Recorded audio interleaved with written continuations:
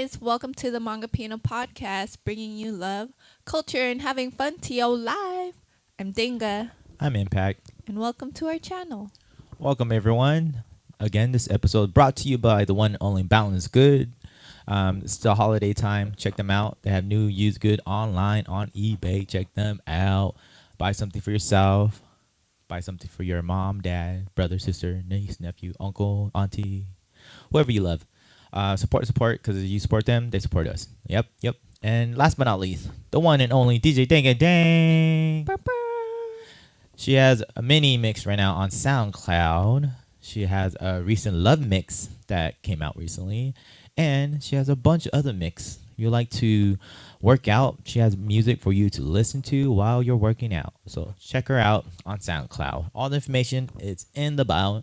Yes, in the bio. Cool. Bubba, how you doing today? I'm all right. The weather has been a little gloomy in Long Beach, Yes. but I'm ready to get into the Christmas spirit. I'm hoping to see the Christmas lights today. That's the plan. To maybe like some Naple Canal stuff That'd be nice. or I don't know. Do some, Christmas stuff. I'm ready. Holiday spirits.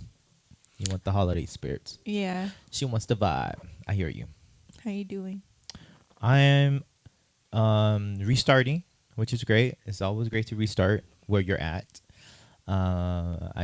Just been we were in SAC for a little bit, so we came back, and now I'm just kind of doing the thing that I need to do, take care of the clean up stuff like that, to making sure I'm on track with my health and my financial state and so on, to passion work. Am I still taking care of all the passions that I want to still pursue and love? But yeah, I'm okay. I'm just restarting.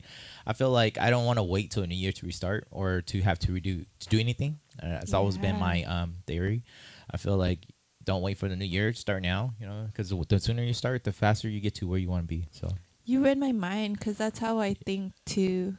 yeah, Like not waiting until the New Year's to start your New Year's resolution. Like if you want to start, just start right now, or at least get into the flow of it. So that way, when the New Year comes up, you're just like in it already, and it's like easier to transition. Yeah, I mean, that's why, I feel like for me, and I'm pretty sure you too, I take a long time to reflect and to really move forward. So I don't really want to go based off of what, the general term of the new year coming and then, reflecting and so on. So, but again, I kind of go with my vibe, and I feel like do what works best for you. Right, Bubs? Yeah. Okay. Well, I just want to say, it's not the date yet, but I just want to say happy Hmong wedding anniversary, Bubs. I love you. I love you too. Happy I Hmong know. wedding anniversary. Our wedding anniversary is usually this month, December 17, right? Oh, I remember it. And it's been 2 years. Last time we kind of mentioned on the other podcast saying that it's 3 years, but because we got confused. We've been together for 16 we were going years based off now. of the photos. Yeah. That's what we're doing, right? But we So it's been 2 years. It's been 2 years in this process of being spiritually married to you, and I'm really blessed and happy, and been having a great experience so far, and growing with you, and moving forward to our transitional states in our life as well, a couple, and I'm happy. So I just want to say happy anniversary. Happy anniversary. Yeah, and speak on that topic, two people just got married recently in the Hmong traditional way too. So again, we had wedding part 1, and this will probably be our wedding part 2 episode. We just want to talk a little bit about how a wedding is at a Hmong party, right? Yeah. Again, this is only one part from, I guess, the groom side, because traditionally you're Hmong, right? Val's not Hmong, she's Filipino too. So Yeah. her side of the family is not doing the other traditional part, but we're doing our traditional part from our side of the family for the groom, for the bride. So, this episode is about Hmong weddings. Yeah. Okay. I'm just. Are you able to explain the difference between like a Hmong wedding I'm gonna do my best. I really, again. Okay, so you bring your wife home, right? You bring them pretty much bring them home to your side of the family, the groom side of the family, and they get blessed with the chicken, right? Yeah. The chicken and so on to bring them home, right? And then that happened, and that leads to like how many days of stay? Was it 5? 3. 3 days. That was like a 3 day of staying with my side of the family, and then transition to celebration, so on. So I'm not gonna speak on it because I should probably done some research on it, but I'm just saying that's what happened, right? In terms of our wedding, right? We did that. I brought you home. We stayed with my mom and dad for 3 days, right? That led to our celebration, which is my side, the groom side, which we celebrate you into our family, introduce you to our ancestors, to let them know who you are, and you are my wife, and so on. And that's what kind of happened with Villain too, his wedding, But Villain they did do a pause in between, meaning they did the chicken thing, brought it home, and they stayed, and they kind of continued to America wedding first, and they came back and did the celebration blessing part for their their part of the wedding. But yeah, I mean that's kind of how I guess a little bit of the Hmong wedding at the moment. But like we'll dive more deeply into it, because there's also there's the soul calling part, which is Hoopli, right? And bring the spirit back. They're calling their spirit back and blessing them with lots of positivity and prosperity for the future as a married couple, and so on. And there's string tying as well within this Hmong wedding, and so on, and that leads to lots of eating and lots of just laughing, hanging out. So okay, yeah. Yeah, I remember it from my wedding, or our Hmong wedding. And it was our wedding was the first time I knew anything about a Hmong wedding. So I dove into it and was just open to experience whatever traditions you were going to share with me. Yeah. Okay. Well, let me ask you this then. What's one thing that was one thing right now that from your experience that with a person outside or know much about Hmong wedding, like, was shocking to you? Like, what the heck? Like that, I guess. Well, there's a lot of things that was shocking. The first thing that was like I didn't really understand was that my parents weren't invited, or my family aren't supposed to be there for this part. Yeah. So that was like, oh, that kind of sucks. Yeah. But that was like part of the tradition. Yeah. Traditionally, again, this side is the groom side of the party. So usually it's separated in a way where, I think from my understanding, correct me if not in the comments, but from my understanding is the groom side, we do our part, and then the bride do your part, then it's kind of like one together afterward, something like that. I think from my memory. Actually, I don't know, but that's my memory. That's my memory. You and should then, like, do your research. Yeah, but because then I know it's like 3 parts, right? Yeah, the first part is like the groom side. Yeah. And then the second part is like going to the bride side. There you go. And then you like negotiate the dowry. Yeah. Right. And then the third part is a celebration. Celebration together. See, I did say it right. Yeah. Okay, no, you didn't. Yeah. No, I'm just saying explained from my memory of like my older brothers, I mean, like, I was young. I really don't remember much about their wedding. A lot. I do majority of the time, but it's been so long, So, yeah, I mean, again, that is true. That's part of why, it might traditionally the in-laws are not invited for that one, but it's not like we don't want them there. It's just, it's traditionally that's how it is. Because, like, I guess, I mean, I'm assuming, because I'm just thinking, right? I'm just thinking.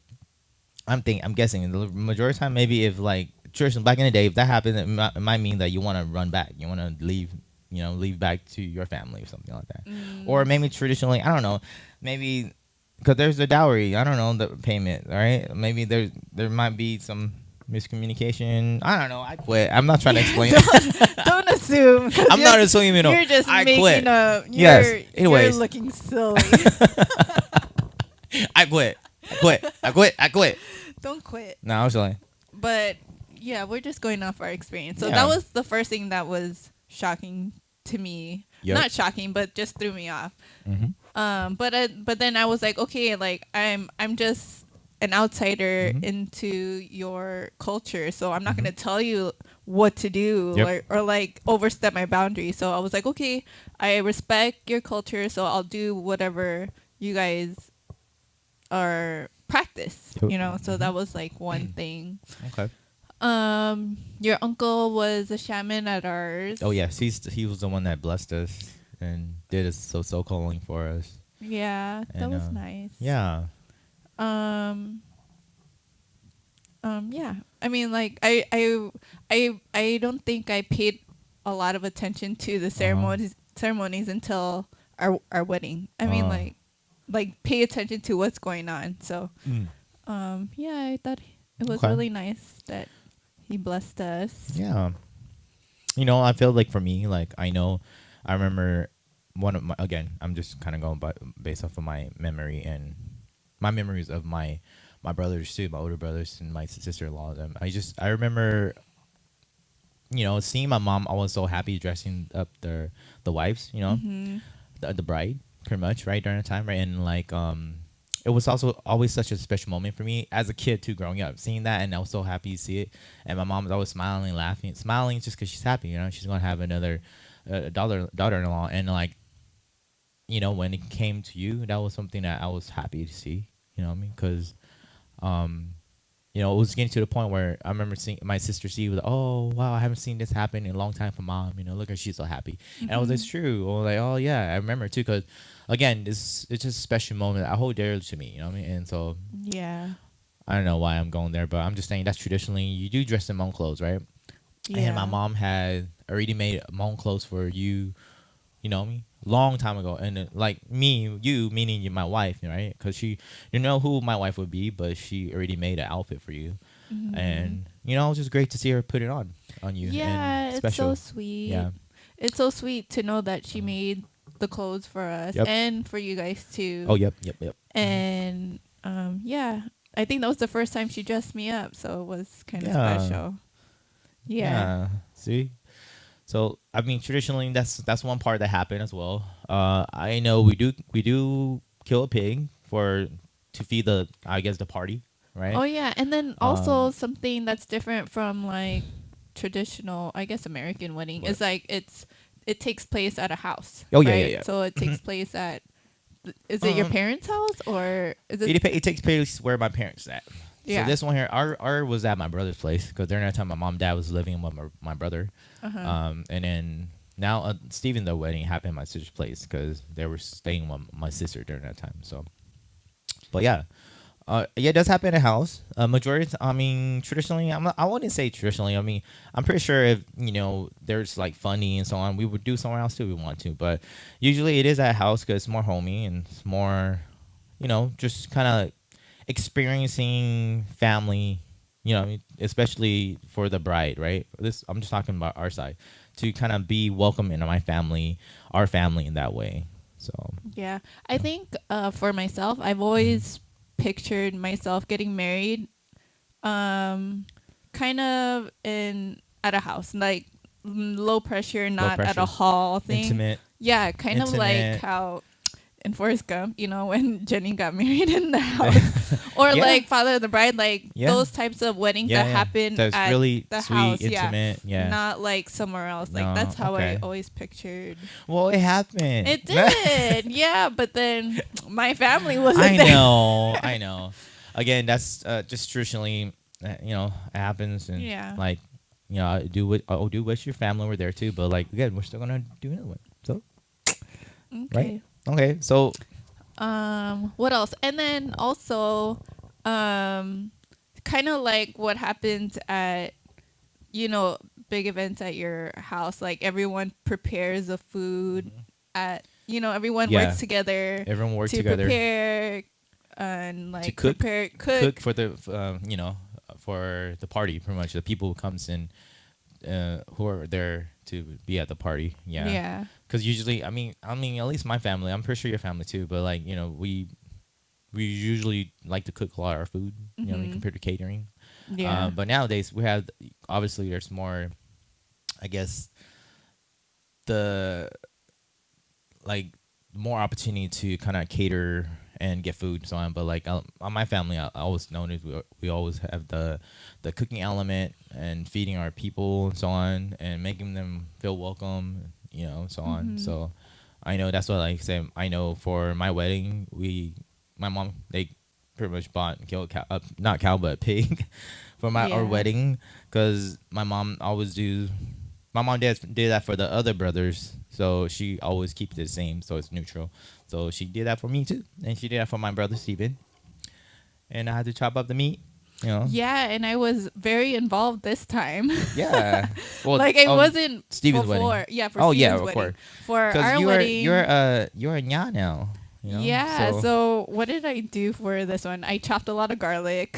Yeah, a lot of prep work. Oh, right? so some greens. Some herbs. The one that was which was really interesting was the rice making. So the rice was a big deal. Yeah. And then my mom worked the whole day, whole night for that. Yeah. Well, I think she wanted to do it at midnight, and everyone that was there to help were kind of like, let's do it. No, it wasn't. It was like 9 o'clock. Okay, but then everyone was there, knew exactly what to do. Like there's a big pot, and then she dumps the rice in, and everyone starts. They just know what to do. They know exactly. They're fluffing it, and then they're stuffing. I thought like everyone does one, and they're like, no, it's like a assembly line. So one person like hands is in the charge. bag. Yeah, so I was like, open the bag. So I was like, wow, this is amazing. Close the bag. Yeah. That was like, it's like random, but the individualized packets of rice is amazing, and I was there to see how it all works. That's your favorite part. The individual rice bag. I love the rice bag. You see how it's worked in the production But it's a lot of work. Yeah, it is. It is a lot of work, and I feel like that's why, I'm thankful to have my cousins that come over, and uncle and them came over. Leah and Uncle Chad came over, and they came over. One is to hang out too, but also just kind of help out with the prep work. Yeah. I know the rice was part of the hardest part to prep, like because there was a lot of rice, and so my mom, we deal with that already the night before. So next morning we're just cooking, and once food is cooked, we just kind of prepped it for the ceremony, right? And the ceremony usually consists of a string tying. During that time, people usually do their donation for the wedding, as gifts and so on.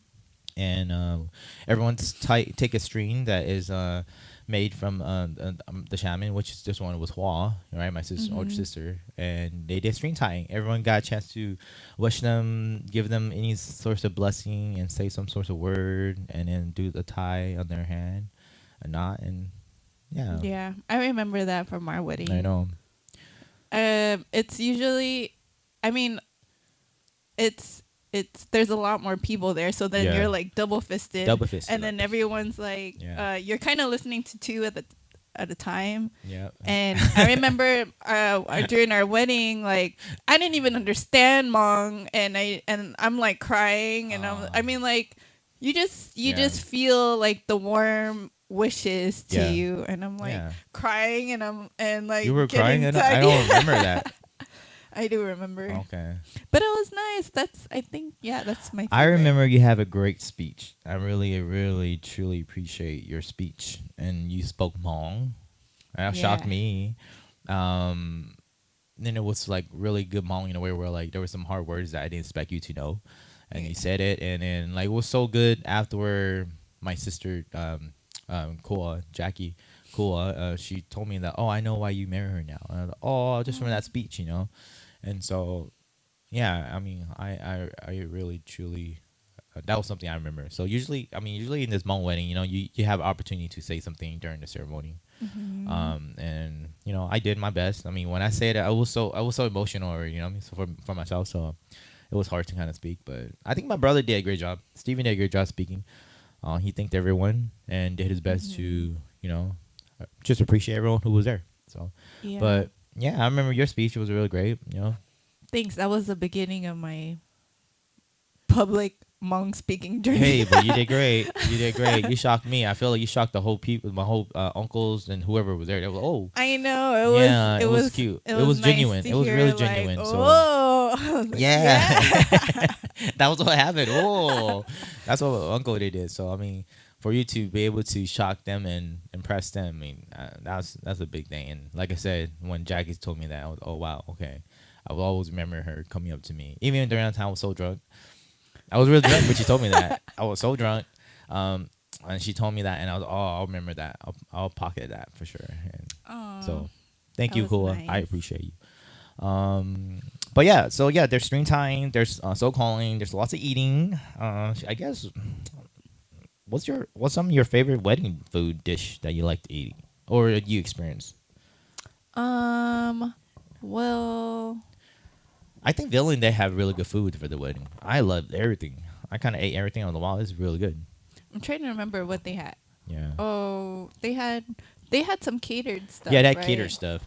Our wedding was a little bit small, more intimate, so I don't think we catered for a wedding. I think we ate what we brought from the pig to the village. Yeah. There was boiled chicken too. Oh yeah. We have boiled chicken. Yeah. Yeah, that's we have my boiled favorite. chicken. Boiled chicken with herbs, among herbs. Uh-huh.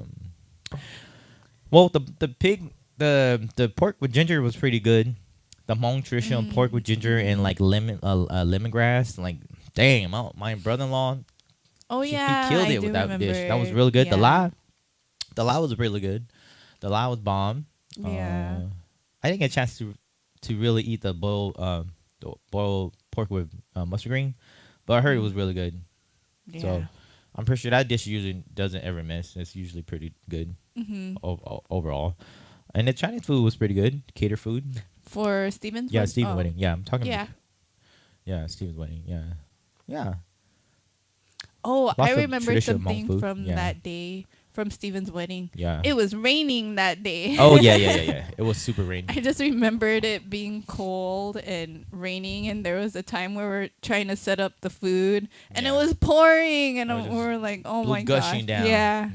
But then it cleared up a little bit, but I remembered my sister did a great job with like renting a canopy to help with that prep for that. So that was pretty cool. Yeah, I think they were expecting their wedding to be bigger, right? Bigger than ours. It was pretty big still. It was pretty big. Yeah. But it was just to prep in case of the rain. That's what my sister did. So she did a good job with that. Yeah. I think something that I also enjoyed was seeing your extended family. Oh yeah. So like seeing your, your cousins and other side. I mean, I love to be able to introduce you to them because they want to know and get to know you too. And now I guess I feel like, at least for us traditionally now, I guess when you're an adult and you're married now, you can't hang out with the married folks. I guess I know sometimes. You can. You can. You know what I mean? So it's kind of like, oh, you're part of.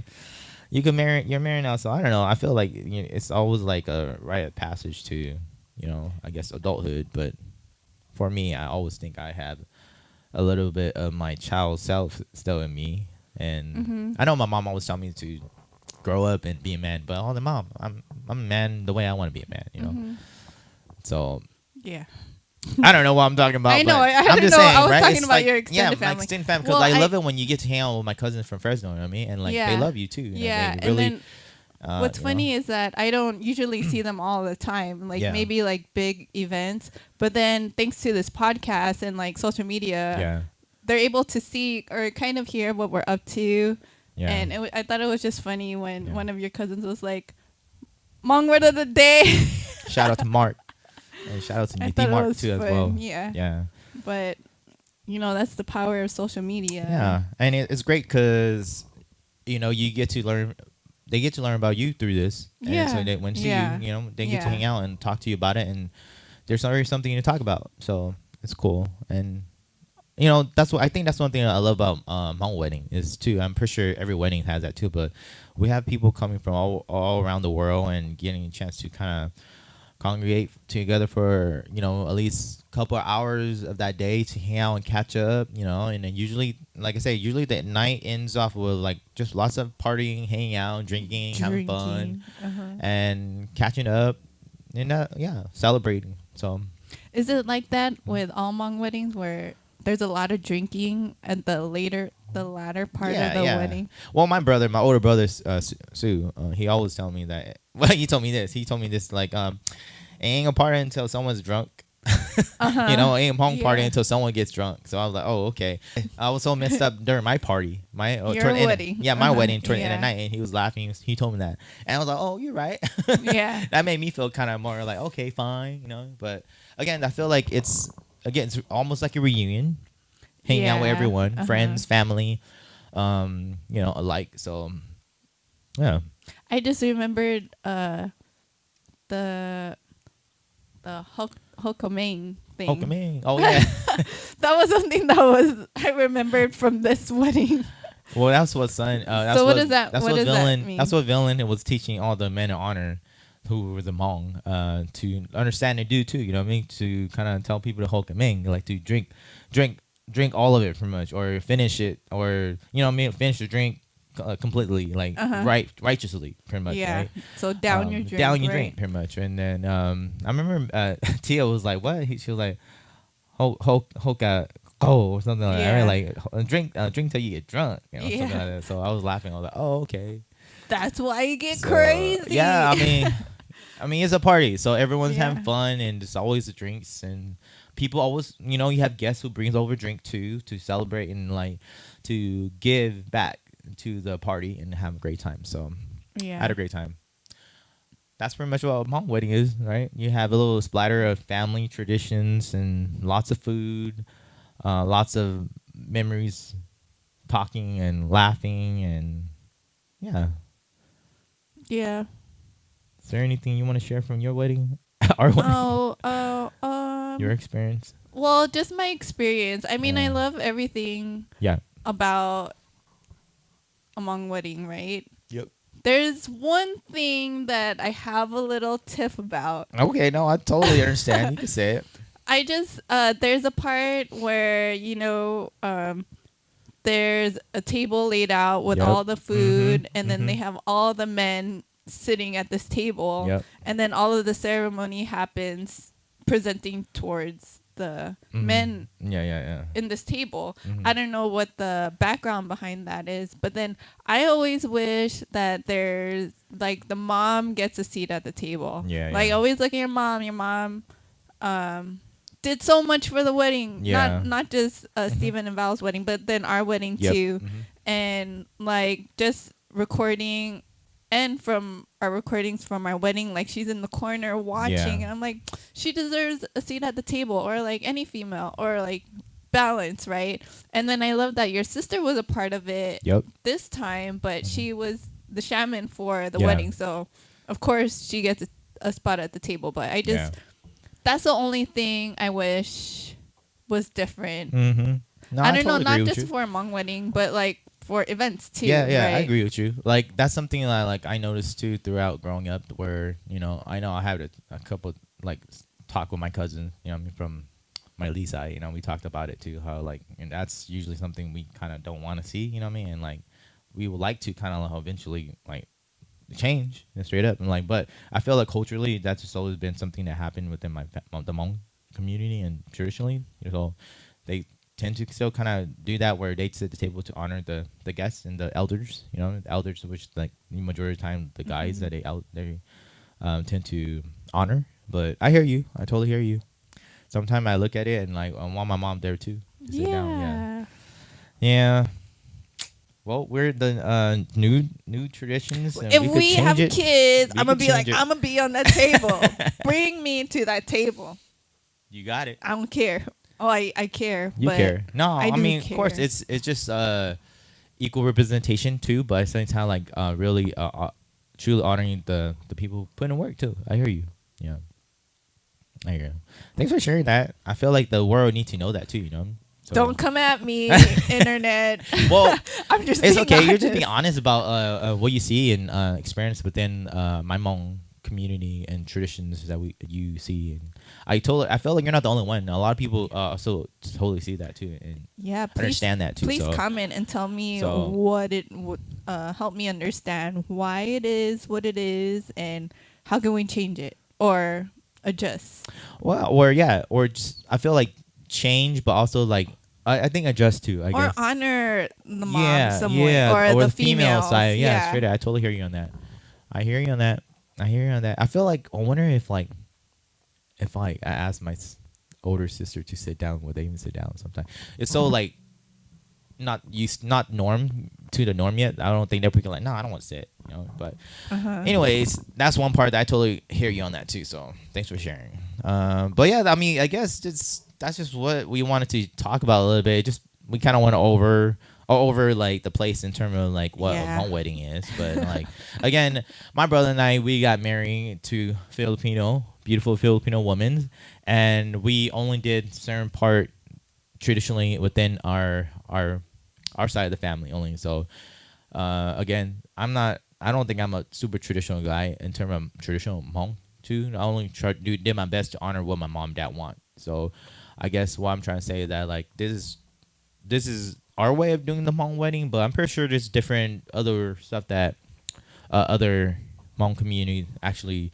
do as well, right? Like for example, I'm pretty sure there's this part where you eat like pig fat, like a big chunk of pig fat, right? And that didn't happen, right? Of course, we didn't do that because that's something that like we weren't super into that. I guess the traditions of doing it, right? Like for example, I didn't pay for a dowry, right? A price, but you know, it's many different. I guess what I'm trying to say that like we only did what works for our side to properly bless you into our family, and I'm pretty sure same thing with my brother and them so on. So again, I guess what I'm just saying, I guess talking about this, we're going toward the end, but like I might as well end off with this, right? Yeah. Is there anything else we want to say first? Nope, that's all. Yeah, well, talking about Hmong wedding, I guess we just want to leave you off with the question of the day, right? Bub, you wanna ask the question? You want me to ask the question? Yeah, you can ask the question. What do you love about Hmong weddings? What's your favorite part about Hmong wedding? If you're Hmong, or if you're not Hmong, but you experienced Hmong wedding, or you got married into a Hmong family, guy or girl, it doesn't matter. What do you love about it? What's your favorite part? Yeah, what's your favorite part, bub? Kite all day. I love kite. Kite everywhere. Give me kite. That's my favorite part. I like that. I love what you said there. That's cute. That's so funny. I always love kite. Okay, I love seeing my mom dress you up. I don't know. That always hold a true like heartwarming. It warms my heart when I see that, and I see my mom doing that too. So, and I think that for me, that will always be one of my favorite part about Hmong wedding. So when I get to see the bride or the groom get dressed up by their mom, it's special. Yeah. Yep. Well, with that said, are we done, Bubba? Yeah. Thanks, everyone. We are. Happy anniversary. Happy anniversary. We're back. We're having fun, and I hope you guys are having a happy holiday out there right now. Enjoy. Spend lots of time with your family and friends. And you know, have some great time, eat some food, and yeah, have fun. We appreciate you and we love you. Happy holidays. Happy holiday. If you haven't subscribed yet or liked, please follow, subscribe, share with your family and friends. And if you like what we're doing, please comment below. If you have a question for us, please comment below. And again, we're Hmongipino, and we are out. Peace. Bye.